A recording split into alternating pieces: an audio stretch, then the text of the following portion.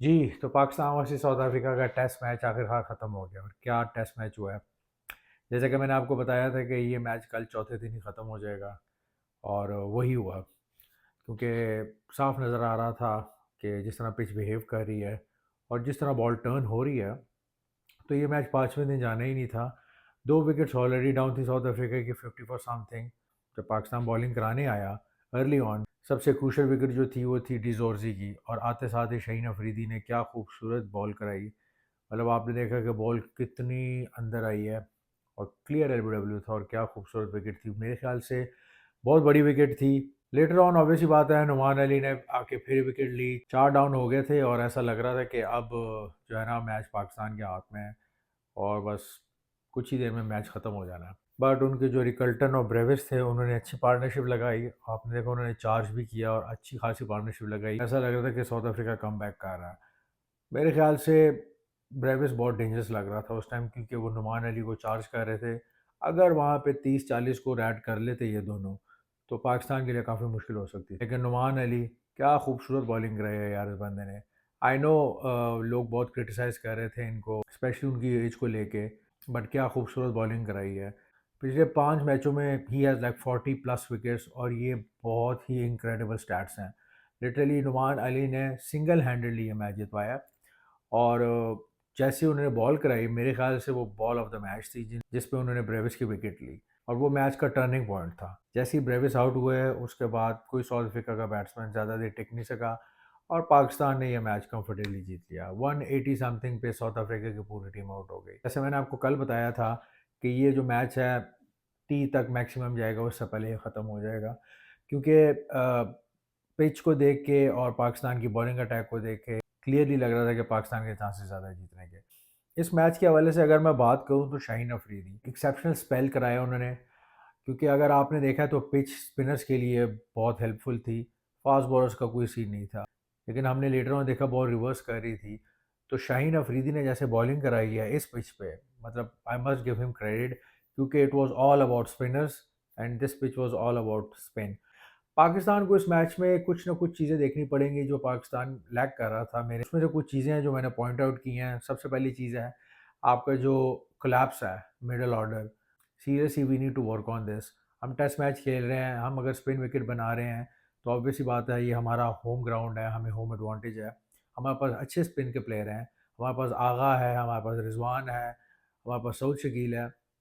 तो हमें यूटिलाइज़ करना चाहिए एटलीस्ट ज़्यादा से ज़्यादा स्कोर करके। क्योंकि देखें इस पिच पे हमारा ज़्यादा स्कोर होगा तो पहली टीम फर्स्ट इनिंग्स के बाद ही प्रेशर में आ जाएगी। बाबर आज़म की फॉर्म बहुत इंपॉर्टेंट है और मुझे लगता है कि एक आध स्पिनर और होना चाहिए इंस्टेड ऑफ हसन अली। ठीक है बॉल रिवर्स कर रही है, एक स्पिनर अगर होगा तो काफ़ी ज़्यादा हेल्पफुल होगा पाकिस्तान के लिए। अगर हम पिंडी में जाके इसी तरह की विकेट बना रहे हैं जो कि आई एम श्योर ऐसी विकेट बनाएंगे, तो इस टेस्ट मैच में काफ़ी पॉजिटिव्स भी हमें मिले हैं। मैं तो कहूँगा जैसे नुमान अली बॉलिंग करा रहा है, लाइक अगर ये बंदा 10 साल पहले होता तो शायद इसकी अब तक 400 विकेटें होनी थी। और लोग मजाक भी उड़ा रहे हैं कि इनकी एज ये है, लेकिन आप देखें कि उसका डिसिप्लिन, जिस तरह की उसकी फिटनेस है, इट्स नॉट ईजी कि आप सारा दिन गर्मी में इतनी लंबे लंबे स्पेल्स कराएं। जैसी उनकी एज है तो ऑब्वियसली आपको और ज़्यादा फिटनेस चाहिए इतने स्पेल्स कराने के लिए। मैं तो कहूँगा यार great job by Numan Ali. एक जगह पे एक ही लाइन लेंथ सुबह से शाम वो बंदा बॉल करा रहा है और ये ट्रबल कर रहा है बैट्समैन को। ये सबसे बड़ी चीज़ होती है। एक ही लाइन लेंथ पे कंसिस्टेंट कराना बॉल, ये एक बहुत बड़ी बात है। आपको याद होगा श्रीलंका के एक बॉलर थे रंगाना हैरत, वो भी लेटर ऑन अपने जो है ना करियर में आए बिकॉज ऑफ मुरलीधरन वो खेल नहीं सके। लेकिन जब वो लेटर ऑन आए इवन 30s के बाद उन्होंने प्रॉपर उनको चांस मिले, उन्होंने अच्छी खासे मैचेस जितवाए हैं श्रीलंका को और he was unplayable. Literally was unplayable. क्यों? क्योंकि वो बंदा सिर्फ एक ही लाइन लेंथ पकड़ के रखता था बस। मतलब उसकी टर्न स्पिन इतनी नहीं थी, लेकिन वो लाइन और लेंथ पे बॉल कराता था। Same for Numan Ali. नुमान अली के पास टर्न है, साजिद खान के पास नुमान अली से ज़्यादा टर्न है। लेकिन नुमान अली की सबसे बड़ी चीज़ क्या है कि वो एक ही लाइन लेंथ पे बॉल कराता है। I am really impressed by Numan Ali. Shaun Pollock ने कहा था अगर ये बंदा 20s में डेब्यू कर लेता तो शायद ये 1-2 मैच खेलने के बाद कभी नज़र भी ना आता अगर इसकी परफॉर्मेंस अच्छी ना होती। But just because he had this experience of first class for like good 15 to 18 years, इस वजह से ये इतना कंसिस्टेंट है, विच आई एग्री। आपका इतना बड़ा एक्सपीरियंस हो, अगर आपने इतने साल फर्स्ट क्लास खेली हो, तो आपको पता होता है कि आपने कहाँ, किधर, कैसे बॉल करानी है। So yeah Numan Ali, great job, well done, Pakistan won finally. And looking forward to the next test match. Rawalpindi, Rawalpindi की टेस्ट विकेट कैसे होगी, रावलपिंडी में क्या होगा, क्या चेंजेस होंगी, आगे जाके पता चलेगा। बहुत से लोग ये भी कह रहे हैं कि जिस तरह का हमने फार्मूला लगाया है, ये स्पिन वाला, this is like death of fast bowlers इन पाकिस्तान। तो फास्ट बॉलर्स के लिए ख़तरा है ऐसी पिच बनाना, और ऐसे मैच जीतने का क्या फ़ायदा। मेरा पॉइंट इस पे ही है कि यार देखें, आपने 20 साल पहले ले जाएं, अगर मैं आपको 20 साल पहले ले जाऊँ, हमने पूरी उम्र फ्लैट ट्रैक्स बनाए हैं अपने होम ग्राउंड पे। आप 2003, 4, 5, 6, 7, 8, 9 तक के ले लें, जब तक टेस्ट क्रिकेट पाकिस्तान में होती थी, दे वर फ्लैट ट्रैक्स। तो हम उस पे हार्डली जीते, ड्रॉ होते थे ज़्यादा मैक्सिमम मैच। 2009 के बाद जो पाकिस्तान की टेस्ट क्रिकेट यूएई चली गई थी, तो हम उसमें देखें तो यूएई में पाकिस्तान ने सईद अजमल, अब्दुल रहमान, हम टेस्ट मैच उसकी वजह से जीते। फिर लेटर ऑन, ठीक है, हमारे पास जुल्फ़िकार बाबर, यासिर शाह है, उन्होंने हमें टेस्ट जितवाए स्पिन्स ने। मीनवाइल उस टाइम थे हमारे पास फास्ट बॉलर्स। उस टाइम अगर आप फास्ट बॉलर्स को देख लें, राहत अली थे हमारे पास, वहाब रियाज था हमारे पास, जुनैद खान था हमारे पास, इमरान खान जूनियर था। तो ये जो हमारे पास बॉलर थे, बिलावल भट्टी, और ये सारे बॉलर थे हमारे पास, but they were not that effective in UAE. हमें जितवाया किसने? स्पिनर्स ने। आप पीछे सारा रिकॉर्ड उठा के देख लें। तो हम फास्ट बॉलर पे डिपेंडेंट थे, हमने फास्ट बॉलर्स तब खिलाए, हमारे ट्रैक्स फ्लैट थे। ये वही बात है कि मतलब फ्लैट ट्रैक्स पे भी फास्ट बॉलर की मौत है और स्पिन पे भी है। तो यार हम जीत तो कुछ भी नहीं रहे थे पिछले कई सालों से। एटलीस्ट इस फार्मूले से आप मैच जीत रहे हैं, ठीक है। मुझे नहीं पता कि ये ठीक है या नहीं, बट मुझे ये पता है कि पाकिस्तान मैच जीत रही है, और पाकिस्तान अगर टेस्ट मैच जीत रही है तो इट्स अ बिग अचीवमेंट, जो कि हमारे पिछले कई सालों पहले नहीं थी। कंसिस्टेंसी बहुत बड़ी मैटर करती है टेस्ट क्रिकेट में।